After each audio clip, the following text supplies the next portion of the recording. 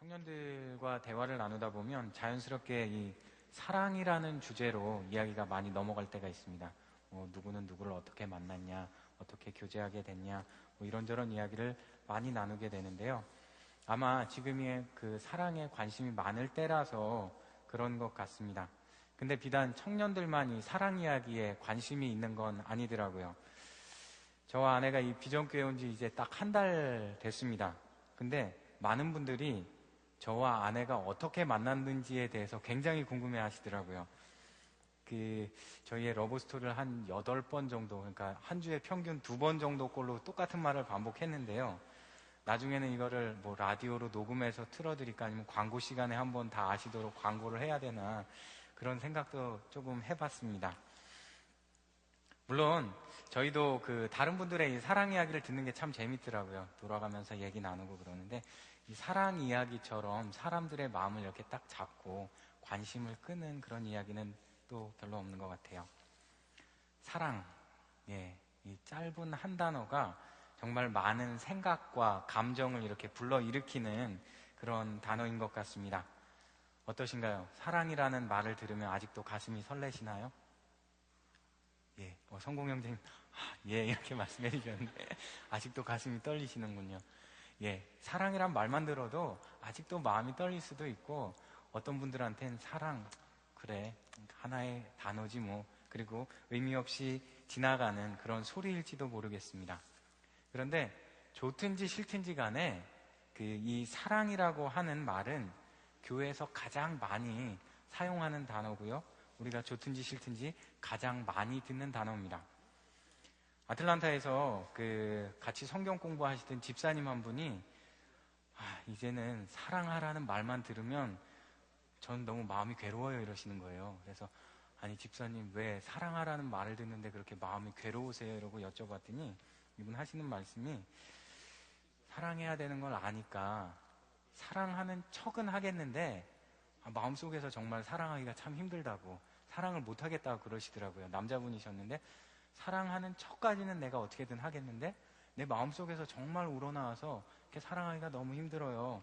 그러면서 사랑해야지 이렇게 마음먹고 아침에 출근하러 나가면 그날 아침에 이제 출근해서 회사 사람들 보면 저 사람은 저것 때문에 안 되고 저 사람은 성격이 뭐가 어때서 안 되고 마음에 안 드는 모습이 자꾸 보게 되면 속에서 이렇게 미워하는 마음이 막 이렇게 올라온대요. 그러다가 이제 또 집에 오면 내가 또 사랑하지 못하고 또 이랬구나 그러면서 그분 표현을 빌리면 벽에 머리를 쳐박으면서 이렇게 회개 기도를 하시면서 이번엔 또 사랑해야지 그렇게 마음먹었는데 그 다음날 되면 똑같은 일이 또 반복되고 그러니까 이제는 이 사랑이라는 말만 들어도 마음이 찔리고 괴롭다라고 이렇게 말씀해 주셨습니다. 참 솔직한 고백인 것 같습니다. 제 자신도 이 질문에서 자유롭지를 못해요. 사랑해라라고 늘 설교를 하지만 정말 내가 마음속에서부터 사랑하고 있나? 그 질문을 하게 되면 고개를 숙일 수밖에 없습니다. 성경은 사랑하라고 말을 하는데 내가 사랑하지는 못하니까 늘 마음속에 이 자책감이 들고 서로 사랑하라는 그 계명, 오늘 본문 말씀 속에서 주신 사랑의 계명이 굉장히 큰 짐으로 다가옵니다. 안 그러시죠? 다 사랑 잘 하고 계신가요? 왜 사랑하기가 이렇게 힘들까요? 하나님 믿고 성령 받았으면 한순간에 그냥 옆에 사람 막 사랑하면 좋겠는데 사랑하는 게 왜 이렇게 힘들까요? 아마 여러 가지 이유가 있을 텐데요. 그 중에 하나가 이 사랑이 희생을 요구하기 때문일지도 모르겠습니다. 사랑을 한다는 건 언제나 희생을 동반합니다. 13절 말씀해 보면 다른 사람을 위해서 목숨을 내어주는 것이 가장 큰 사랑이다라고 이야기해주고 있습니다. 다른 사람을 위해서 목숨을 내어주는 그런 사랑하고 계십니까? 이 앞에 뜨거운 사랑하고 있는 젊은 청춘들인데 목숨을 내어주는 그런 사랑하고 있어요? 대부분의 답은 아니올 겁니다. 아무리 사랑해도 목숨을 내주면서까지 사랑할 수 있냐? 그랬을 땐 퀘스천이 듭니다. 다른 사람이 나를 위해서 목숨을 버려준다 그러면 할렐루야, 아멘, 감사합니다. 그게 복음입니다. 그렇지만 내가 만약에 다른 사람을 위해서 목숨을 주는 게 사랑이라고 하면 아버지, 주여, 그렇게 고백할 수밖에 없는 게 우리 모습인지도 모르겠습니다. 사랑, 정말 어렵습니다. 목숨은 고사하고 장기기증이나 골수기증이나 심지어는 죽어서 시신기증하는 것도 상당히 힘든 일입니다. 희생하고 포기해야 하는 것이 사랑이기 때문에 사랑하는 게 어려운지도 모르겠습니다. 우리가 사랑하기 어려운 또 다른 이유 중에 하나는 내가 주는 사랑을 돌려받지 못할 것에 대한 그런 두려움 때문인지도 모릅니다. 내가 이 사람을 이만큼 사랑해줬는데, 난 이만큼 줬는데 저 사람이 정말 나 이만큼 사랑해줄까? 그런 두려움이 우리 마음속에 있기 때문에 정말 우리가 마음껏 사랑하지 못하는지도 모릅니다. 드라마에서 10대 자녀와 부모가 싸울 때 부모가 가장 많이 하는 말이 있습니다. 뭘까요? 다들 자녀들이 속을 안 썩이시나 보네요. 예, 드라마를 보시면 이런 이야기를 가장 많이 합니다. 10대 부모와 자녀가 막 싸우다 보면 부모가 자식한테 소리 지르면서 내가 너를 어떻게 키웠는데? 그러면서 소리를 질러요. 예, 가장 많이 나오는 말인데 가장 이상적인 사랑이 부모님의 사랑이라고 합니다. 그런데 실상 자세히 들여다보면 우리도 모르게 자녀들에게 조건적인 사랑을 할 때가 굉장히 많이 있습니다. 내가 너를 위해서 좋은 학원도 보내고 악기 레슨도 시켰고 좋은 학군으로 이사도 했고 라는 이런 조건이 생기면 자녀들에게 그에 걸맞는 성적이나 아니면 좋은 태도를 지니기를 요구하게 됩니다. 내가 너를 이만큼 사랑했으니까 너도 그에 대한 보답으로 이런 것쯤은 해줘야 되지 않겠니라는 마음이 우리 속에 생기게 되면 그 사랑이 자녀들에게는 족쇄로 다가갑니다. 짐이 돼버리고 맙니다. 어린이들이 성장하면서 부모님의 모습을 통해서 이렇게 조건적으로 사랑하는 법을 배우게 된다고 합니다. 무조건적인 사랑을 받아야 되는데 내가 공부를 조금 더 잘하니까 부모님이 날 더 사랑하는 것 같아. 내가 악기를 열심히 하고 부모님 말씀을 잘 들었더니 부모님이 날 더 사랑하는 것 같다.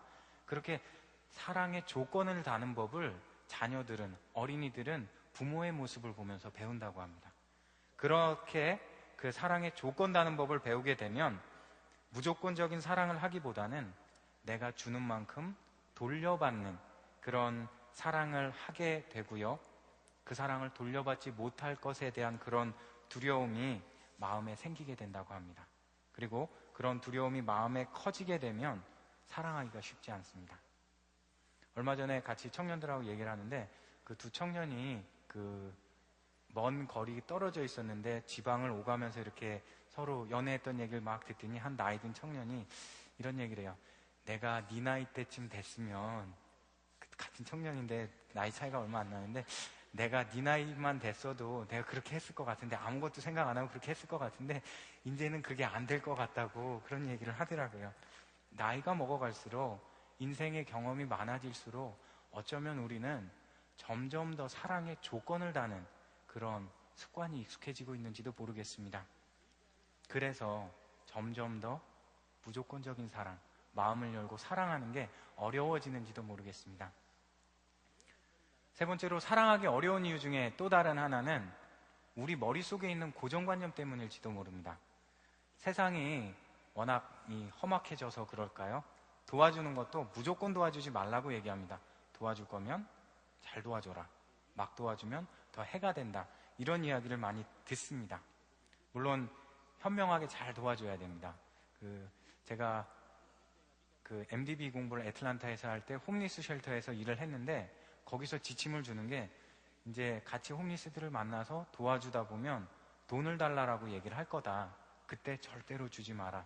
그런 인스트럭션을 줘요. 왜냐하면 걔네가 필요해서, 그분들이 필요해서 이렇게 달라 그러지만 실상 그걸 가지고 술을 먹거나 마약을 사 먹을 수 있기 때문에 절대로 그런 건 안 된다라는 이런 지침을 주더라고요. 그것처럼 사랑을 하되 잘 사랑해라, 제대로 된 방법으로 사랑해라 라는 그런 이야기들을 저희가 계속 듣다 보면 이런 생각들이 너무 강해지니까 어쩔 땐 이런 생각들이 우리가 남을 사랑하는 걸 막을 때가 있습니다. 제가 즐겨보는 프로그램 중에 하나 이 힐링 캠프라는 프로그램이 있는데요. 안철수 교수의 멘토로 유명한 이 법륜 스님이 나와서 이런 이야기하는 걸 들었습니다. 저희는 이스라엘로 성지순례 가잖아요. 근데 이 불교는 인도로 성지순례 간대요.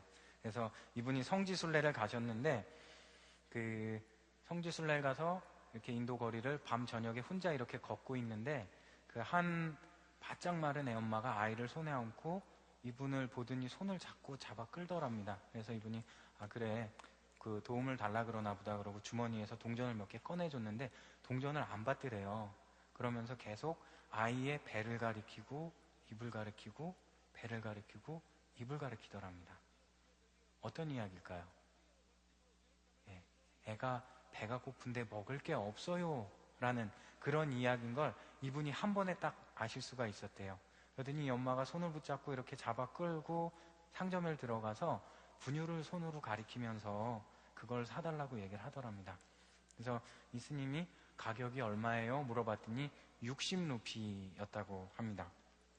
근데 인도에 가기 전에 가이드가 인도에 가면 국어라는 사람들 많으니까 절대로 1루피 이상 주지 마세요 라고 교육을 시켰대요. 1루피 이상 주면 자꾸 오니까 절대 1루피 이상 주지 마세요. 그렇게 교육을 시켜서 1루피 이상 주지 말라 그랬는데 60루피짜리를 사달라 그러니까 이분이 얼마나 깜짝 놀랐겠어요. 그래서 깜짝 놀라서 뒤도 안 돌아보고 이렇게 뛰어나와서 호텔로 들어오셨대요. 그리고 나서 일행들한테 60루피가 얼마나 돼요? 이렇게 물어봤더니 한국 돈으로 얼마나 됩니까? 그랬더니 2,400원입니다. 그렇게 얘기하더래요. 자비를 베풀라고 자기가 평생을 가리키면서 살아왔는데 2,400원 나눠주는 게 어려워서 도망쳐온 자신의 모습을 보면서 이렇게 후회했다라고 참 부끄러웠다라고 그런 이야기를 하는 이야기를 들었습니다. 도와주기는 해야 되는데 너무 도와주지 말라는 그런 이야기가 너무 강하게 마음속에 와닿다 보니까 자세히 생각해보지도 않고 굶주리는 사람을 보지 못하고 그냥 60루피라는 그 숫자에 놀라서 도망쳐 왔었다라는 이야기를 합니다.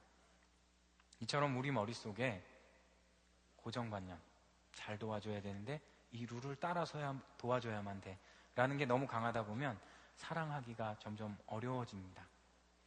이외에도 여러 가지 이유가 많겠지만 사랑하는 것, 정말 어렵습니다. 쉽지 않은 일입니다. 그래서 사랑의 계명, 언제나 우리의 가슴을 누르는 짐이 되곤 합니다. 근데요, 오늘 본문 말씀 속에서 예수님은 전혀 다른 이야기를 해주고 계십니다. 사랑해라라는 계명을 주시면서도 전혀 다른 말씀을 해주고 계세요. 예수님이 사랑하라고 말씀하신 이유가 11절 말씀에 나옵니다. 함께 읽겠습니다. 15장 11절 말씀입니다. 같이 보겠습니다.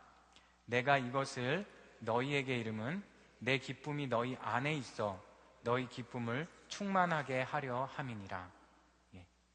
예수님이 우리한테 사랑하라고 말씀하시는 거는요, 우리가 부담 가지고 의무감으로 사랑하는 게 아니라 우리가 기쁘게 살도록 하기 위해서 서로 사랑해라라고 말씀하시는 거예요. 내 기쁨이 너희 안에 있어서 너희 기쁨이 충만하게 하기 위해서 서로 사랑해라라고 말씀을 하고 계십니다. 이웃을 사랑하고 형제 자매를 사랑하는 이 일이 내가 다른 사람한테 하는 게 아니고요, 내가 나를 위해서 하는 일이라는 사실입니다. 내가 다른 사람한테 해주는 게 아니라 내가 나를 위해서 나한테 해주는 것이 사랑이다 라고 한번 발상의 전환을 해보시기를 부탁드립니다. 나의 행복을 위해서 사랑한다고 생각을 하시면 서로 사랑해라 라고 하는 이 계명이 그렇게 무거운 짐으로만 다가오지는 않으실 겁니다. 형제자매를 사랑하는 것이 곧 나의 행복이다라는 사실을 깨닫기 위해서 우리에게 필요한 건 첫 번째로 하나님이 우리를 창조하신 그 목적이 무엇인지 올바로 알아야 됩니다. 형제자매 사랑하는 게 곧 나의 행복이라는 것을 알기 위해서 우리가 서로 사랑하도록 창조된 존재라는 사실을 우리는 기억해야 됩니다. 하나님이 우리를 만드실 때 그냥 만드시지 않았어요. 우리는 사랑하면서 존재하도록 하나님이 우리를 창조하셨습니다. 동방종교의 신학자인 존 지지울라스는 인간은 근본적으로 관계 속에서 존재한다라고 이야기를 합니다. 어떤 얘기냐면요, 내가 있고 네가 있는 게 아니라 우리가 있고 우리가 먼저 있은 다음에 내가 있고 네가 있다는 이야기입니다. 인간은 다른 사람과의 관계 속에서만 인간답게 살아갈 수 있습니다. 우리는 다른 사람과의 사랑의 사귐 속에서만 살아갈 수 있는 존재의 목적을 발견할 수 있습니다. 창세기를 보면 하나님이 인간을 창조하실 때 이런 말씀을 하십니다. 우리의 형상을 따라 우리의 모양대로 우리가 사람을 만들자. 하나님은 우리로 존재하셨습니다. 히브리어 원어를 보면 하나님은 언제나 복수형으로 기록되고 있습니다. 하나님은 우리로, 관계로서 존재하셨지 혼자 존재하지 않으셨습니다. 그리고 우리는 그 하나님의 형상을 따라서 우리로 존재하도록 창조된 존재입니다. 다른 사람과 사랑의 관계를 맺지 않고는 살아갈 수 없도록 만들어진 존재가 바로 우리입니다. 하나님의 형상을 상실하게 될 때 우리는 짐승과 별 차이가 없죠. 사랑하도록 창조됐는데 사랑하는 그 속성을 잃어버리면 짐승과 별다를 바 없이 돼버립니다. 어떤 사람하고 강아지하고 막 달리기를 합니다. 강아지보다 빨리 달리는 사람은 어떤 사람일까요? 강아지보다 더한 사람. 좀 더 강하게 개보다 더한 놈. 이렇게 되고요. 만약에 강아지랑 달리는데 강아지보다 못 달리는 사람은 어떤 사람일까요? 개만도 못한 놈. 그럼 개하고 똑같이 달려요. 뭐 같은 놈. 이렇게 돼요. 우리가 하나님이 우리를 창조하시려고 하셨던 그 목적을 상실해버리면 우리가 어떤 짓을 하든지 짐승과 다를 바 없다는 겁니다. 하나님은 우리를 사랑하도록 만드셨습니다. 우리가 누군가를 사랑하지 않으면 짐승과 같아집니다. 우리가 뉴스를 보면서 세계 돌아가는 이야기를 보면서 사랑을 상실해버린 인간들이 얼마나 짐승보다 더 잔인해질 수 있는지 얼마나 많이 봅니까?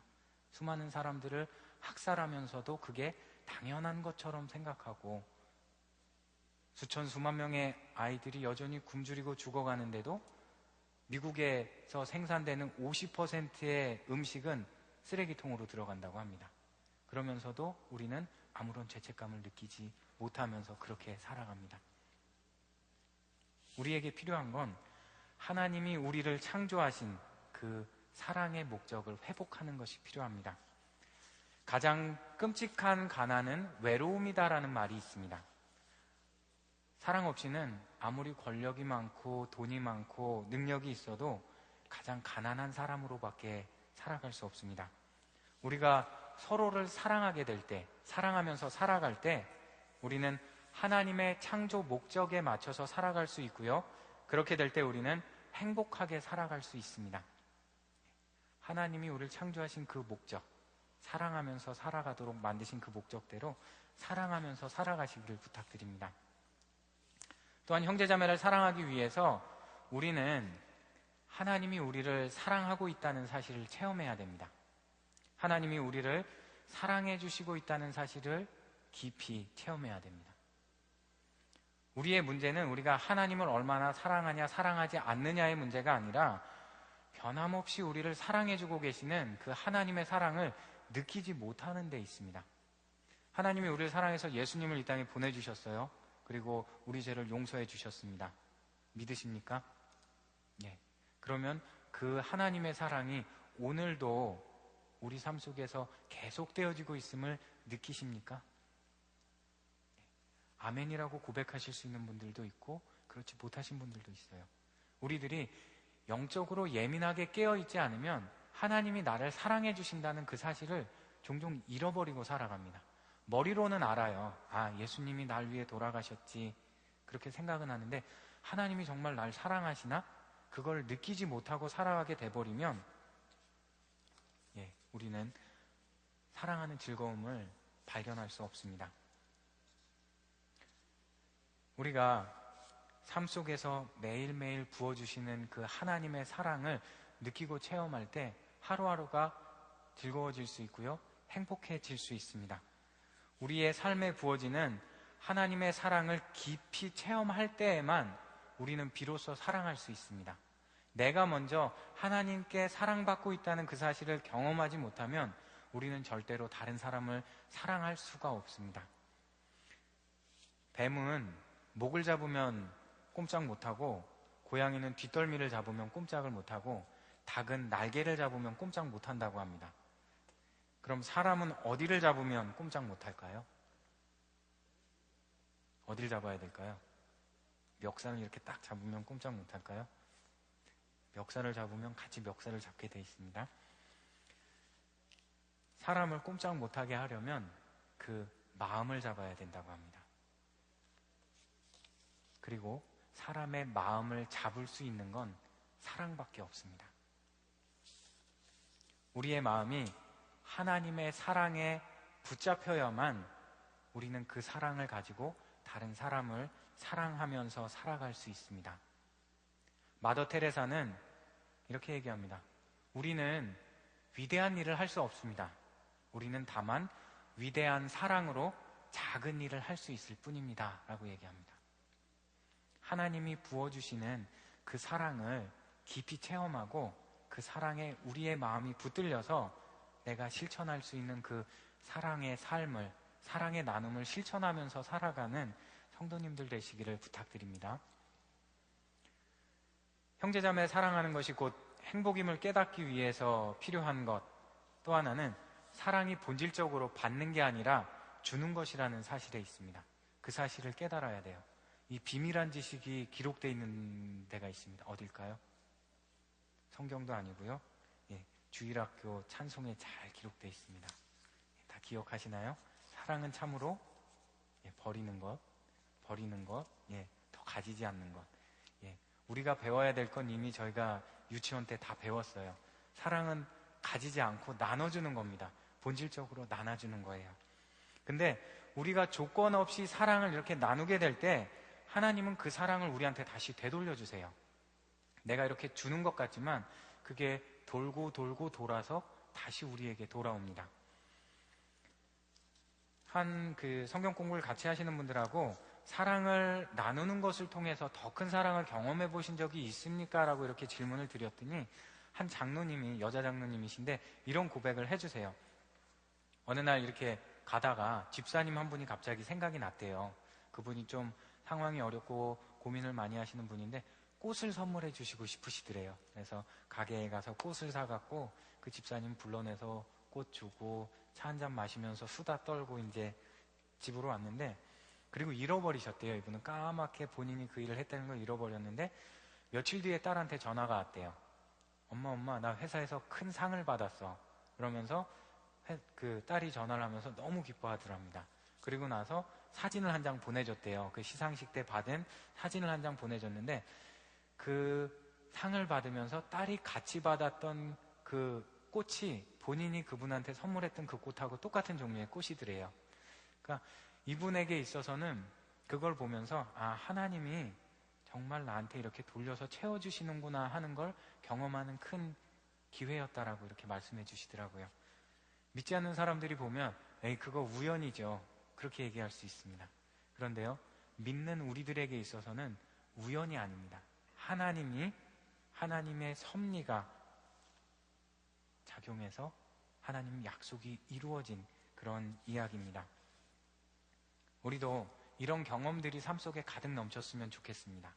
정말 사랑하고 나눠주고 받으려고 하는 게 아니라 나눠주고, 그래서 난 잃어버리고 있었는데 어느 순간 하나님이 나에게 부어주시는 그 사랑과 은혜를 체험하고 느끼면서 그렇게 살아갔으면 좋겠습니다. 마지막으로 다른 사람을 사랑하기 위해서 다른 사람을 사랑하는 것이 정말 나에게 행복이고 기쁨임을 알기 위해서 우리는 내가 다른 사람을 사랑하는 그 순간이 내가 사랑받고 있다는 것을 느낄 수 있는 그런 기회임을 기억해야 됩니다. 영상을 잠시 보도록 하겠는데요. 연예인 차인표 씨 이야기입니다. 그 차인표 씨가 어떻게 자신이 옛날 삶을 버리고 진짜 이렇게 새롭게 변하게 됐나라는 걸 잠깐 이야기하는 부분인데요. 같이 보시겠습니다.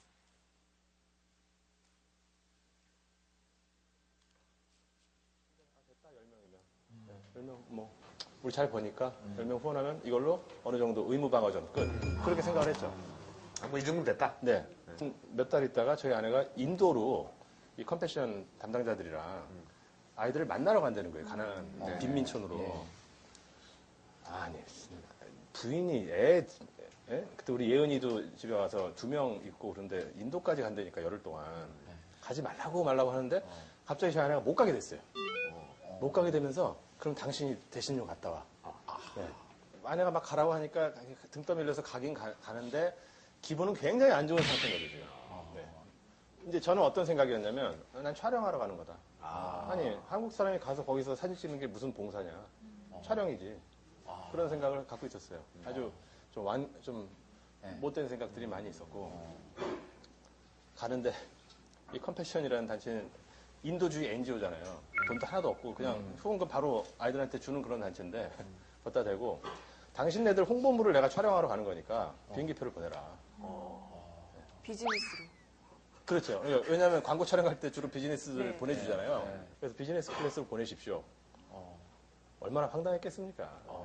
세상에서 제일 가난한 나라의 가난한 어린이들을 만나러 간다면서 비즈니스 클래스 보내라고 하니 자원봉사자들이랑 같이 가는데 다들 자기 돈 주고 사는데 그 가시는 분들은 다 자기 돈을 내서 그 저도 비행기를 그때 타고 이후로는 가는데. 지금 다 제 돈을 하는데 그래서 이제 비즈니스 클래스가 왔더라고요. 표가. 근데 그분들이랑 마주치기가 싫은 거예요. 이미 마음속에 싫어 가기 싫어. 우리나라 애들이나 덥지만 이런 저런 마음이 있으니까. 그래서 비즈니스 클래스를 받아갖고 제 마일리지로 퍼스트 클래스로 업그레이드 받아서 딱 퍼스트로. 왜냐면 안 마주치려고. 같이 열 몇 명이 같이 가는데 내가 요번 여행을 갔다 오면 내가 평생 다시 볼 일이 없는 사람들. 나는 우리 와이프 때문에 가는 거고. 그러니까 아예 처음부터 마음의 문을 닫고 갔고. 그렇죠. 안 마주치려고. 이상한 그림으로 간 거죠. 가서도 촬영을 해야 되잖아요. 뭐 이제 시작해왔고 홍보물도 만들어야 후원자들을 모집할 거 아닙니까. 알이 이따만한 선글라스 이렇게 끼고 아침에 호텔에 나오는 선글라스를 이만한 걸 끼고 이렇게 앉아있으니까 사람들이 무서워서 말을 못 거는 거예요. 같이 가서. 그러다가 이제 인도의 콜카타 지방에 저기 시골의 어떤 빈민촌으로 아이들 만나러 가는데 서정인 대표라고 컴패션 대표님이 어렵게 와서 한마디 하시더라고요. 차인표 씨, 지금 차인표 씨가 만나러 가는 아이들은 세상에서 제일 가난한 아이들입니다. 죄송한데 이 아이들 만나면 내가 정말 너를 사랑한다. 내가 너를 위로한다. 너 정말 사랑받기 위해서 태어났다. 이런 얘기 좀 해주십시오. 이 아이들은 태어나서 아마 평생 누구한테도 사랑한다는 얘기를 못 들어본 아이들일 겁니다. 그건 할 수 있잖아요. 알았다고. 가는데 버스가 직각인데 90도를 왜 이렇게 불편하고 네다섯 시간 가는데 모기들이 저만 뜯고 막 이제 다 모든 게 사실은 모기들이 딴 사람도 뜯었는데 생각이 나만 뜯는 거예요. 예. 갔어요. 도착해서 저녁 무렵인데 아이들이 쭉 나와서 우리를 기다리고 있더라고요. 인도 아이들.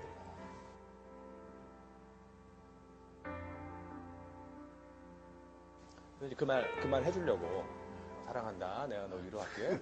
내 네 친구야. 그 말 해주려고 이렇게 앞으로 쭉 가는데 냄새나고 막 진짜 하얀 옷 입긴 했는데 막 다 터지고 이런 아이들이 박수 치면서 우리를 기다리고 있더라고요. 제일 첫 번째 있는 애가 한 7살쯤 된 인도 남자인데 저를 딱 보더니 손을 내미는 거야. 악수하자고. 웃으면서. 그래서 걔 손을 딱 잡았어요. 근데 딱 잡는 순간에 마음속에서 목소리가 들리는데 내가 너를 정말 사랑한다. 너도 정말 사랑받기 위해 태어났고 우리 위로하면서 서로 같이 가자 앞으로. 이런 목소리가 폭포수처럼 막 들리는 거예요. 그래서 제가 그 아이한테 해주려고 했던 말을 손을 잡는 순간에 그 조그만 아이가 저한테 반대로 해주더라고요. 오히려 네.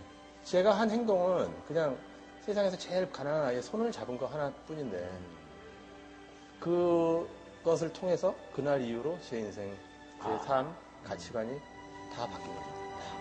2006년도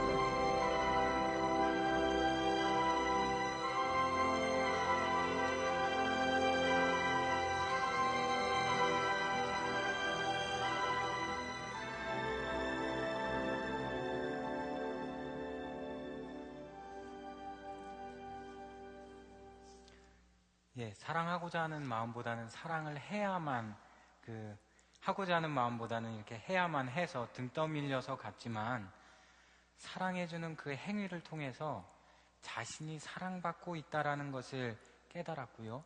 그리고 그 이후에 자신의 가치관이 완전히 변했다라고 이렇게 고백을 합니다. 그러면서 뒷부분에 이 사람이 이렇게 얘기해요. 본인이 아이들을 그렇게 돕던 이전의 삶과 이후의 삶을 비교했을 때 어떠십니까? 라고 물어보니까 아이들을 위해서 자신의 삶을 헌신하는 지금이 10,000배는 더 행복합니다라고 확신에 차서 이야기하는 그런 장면이 나옵니다.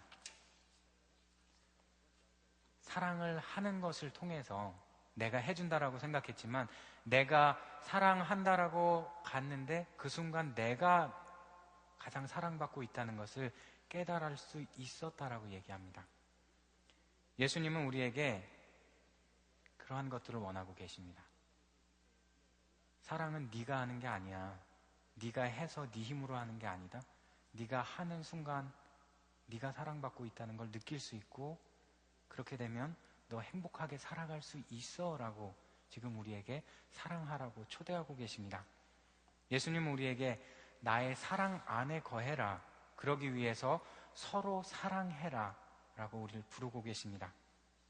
그런데 이 계명은 우리를 올가매는 게 아니고요. 우리의 기쁨을 충만하게 하기 위해서입니다.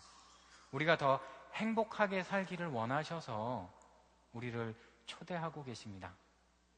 사랑하는 비전교회 성도 여러분, 이 말씀을 믿고 한 걸음 더 나가기를 바랍니다. 두렵죠? 내가 먼저 마음 열고 사랑했다 상처받으면 어떨까? 두려울 수도 있지만 예수님이 주신 이 약속을 믿고 한 걸음 더 나아가기를 바랍니다. 내 마음을 열고 조금 더 내 옆에 있는 사람들을 사랑하면서 그래서 하나님이 주시는 그 기쁨을 충만히 누리며 살아가는 성도님들 되시기를 부탁드립니다. 마지막으로 3가지 것 기억하시면 좋겠는데요. 세상에서 가장 중요한 시간이 있습니다. 세상에서 가장 중요한 시간은 지금이고요. 세상에서 가장 중요한 사람은 지금 나와 함께 있는 사람이고요. 세상에서 가장 중요한 일은 사랑하는 일입니다. 지금 내 옆에 있는 사람들과 사랑하면서 행복하게 살아가시기를 주님의 이름으로 축원합니다. 기도하겠습니다. 사랑의 하나님, 사랑해라 말씀하셨습니다. 사랑해라.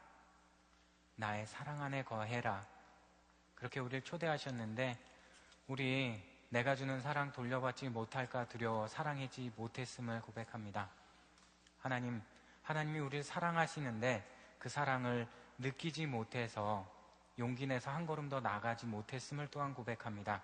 그러나 하나님 이 시간 우리 말씀을 믿고 의지하며 이제 우리 사랑하기로 결단을 합니다. 하나님, 우리가 내 옆에 있는 형제 자매들을 더욱더 사랑할 수 있게 인도하여 주시옵소서. 그 전에 하나님이 나를 사랑하심을 더욱더 깊이 체험할 수 있게 인도하여 주시옵소서. 그래서 내 마음이 주님의 손에 붙들려서 사랑의 도구로 이 세상을 변화시킬 수 있게 사용하여 주시옵소서. 인도하실 줄 믿습니다. 감사드리며 예수님 이름으로 기도드립니다.